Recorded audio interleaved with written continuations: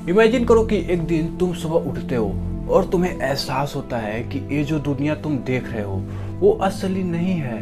तुम्हारी यादें, तुम्हारे इमोशंस, तुम्हारा पास्ट सब कुछ किसी कंप्यूटर प्रोग्राम का हिस्सा है। साइंस, फिलोसफी और टेक्नोलॉजी की दुनिया में इसे कहते हैं सिमुलेशन थियरी।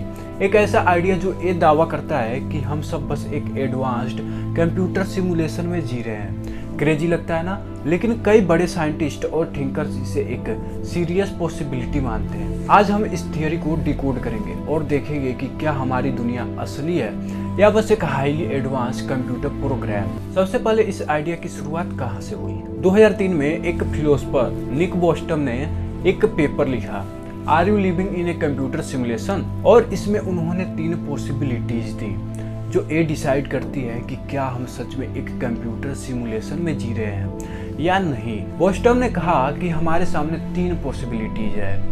पहला, humanity never reach a post human stage. इसका मतलब इंसान खुद को ही नष्ट कर देगा, शायद क्लाइमेट चेंज, एआई या कोई ग्लोबल वार के कारण, या फिर हम टेक्नोलॉजी में इतने आगे कभी बढ़ ही नहीं पाएंगे कि हम खुद की एक सिमुलेशन बना सके।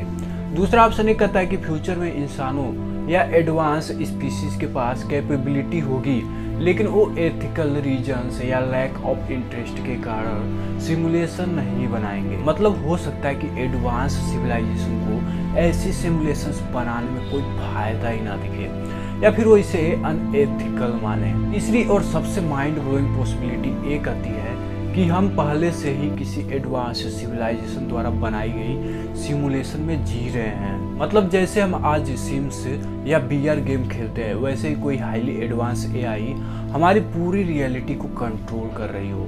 अब सवाल ये उठता है कि इसका कोई सबूत है? चलो कुछ ऐसी चीज देखते हैं जो ये साबित कर सकती है कि हम एक सिमुलेशन में जी रहे हैं। एमआईटी के प्रोफेसर जेम्स गेट्स ने कुछ ऐसा खोजा जिसे देखकर कई साइंटिस्ट हैरान रह गए। उन्होंने क्वांटम फिजिक्स के इक्वेशंस में एरर करेक्टिंग कोड्स पाए, बिल्कुल वैसे ही कोड्स जैसे हमारे कंप्यूटर में होते हैं। तो क्या ये साबित करता है कि हमारी पूरी रियलिटी एक कंप्यूटेशनल सिस्टम पर बेस्ड है? हमारी दुनिया एक कॉन्टिन्यूअस फ्लो में दिखती है, लेकिन क्वांटम फिजिक्स के एक्सपेरिमेंट्स बताते हैं कि जब तक कोई पार्टिकल को ऑब्जर्व नहीं करता वो फिक्स्ड स्टेट में नहीं होता है।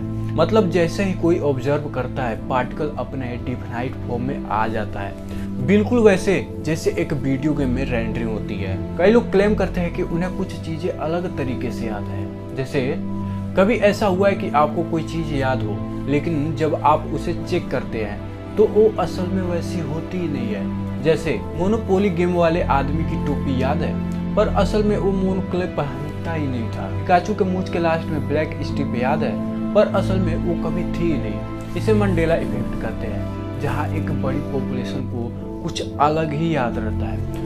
कुछ लोग इसे सिमुलेशन की ग्लिचेस मानते हैं, यानी कि एक coding error.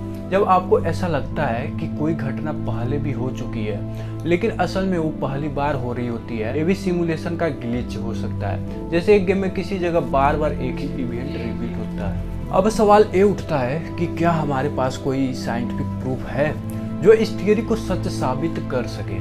Pixelated universe hypothesis करती है कि हमारा पूरा ब्रह्मांड कंटीन्यूअस नहीं है, बल्कि डिस्क्रिएट है, यानी ये छोटे छोटे पिक्सेल्स या बिल्डिंग ब्लॉक्स से बना है। जैसे एक एचडी फोटो को जूम करो तो वो छोटे छोटे स्क्वायर्स में टूट जाती है, वैसे ही ब्रह्मांड भी अल्ट्रा माइक्रोस्कोपिक लेवल पर ऐसे ही छोटे छोटे यूनिट्स में बटा हो सकता है। ये पिक्सेल्स क्या है? स्पेस और टाइम खुद शायद पिक्सेलेटेड है। प्लैंक लेंथ को फिजिसिस्ट सबसे छोटी पॉसिबल लेंथ मानते हैं, इससे छोटा कुछ भी नहीं होता। यानी ब्रह्मांड एक फाइनाइट रिजोल्यूशन पर ऑपरेट करता है। इमेजिन कीजिए अगर स्पेस और टाइम भी पिक्सेल्स जैसे हैं, तो इसका मतलब है कि हम सब एक कॉस्मिक डिजिटल डिस्प्ले पर एग्जिस्ट करते हैं। अब सवाल ये है, क्या इस हाइपोथेसिस के लिए कोई साइंटिफिक एविडेंस है? क्वांटम फिजिक्स पहले से ही कहती है कि मैटर और एनर्जी डिस्क्रिएट पैकेट्स में एग्जिस्ट करते हैं, जिन्हें हम क्वांटा कहते हैं। इलेक्ट्रॉन्स सिर्फ स्पेसिफिक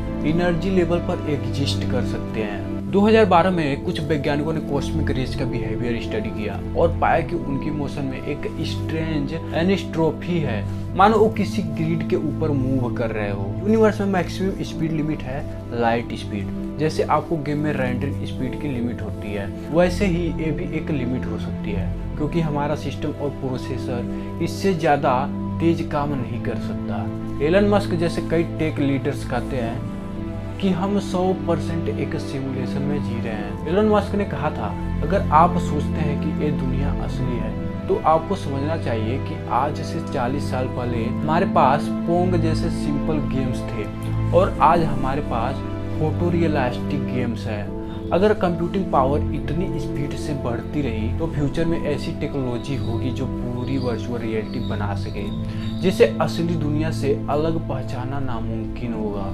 अगर ये थियरी सच होती है तो इसके कुछ शॉकिंग कंसिक्वेंसेस हो सकते हैं। वह यह है कि क्या हम जो महसूस करते हैं वो सच है या सिर्फ एक सोफिस्टिकेटेड इल्यूजन।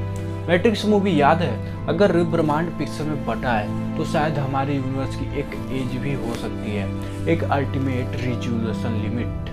सोचिए, क्या हमारे यूनिवर्स के बाहर कुछ है या शायद कोई देख रहा है हमें। हो सकता है ये हाइपोथेटिस महज एक स्पेकुलेटिव थॉट हो, लेकिन ये हमें एक गहरी रियलाइजेशन देती है।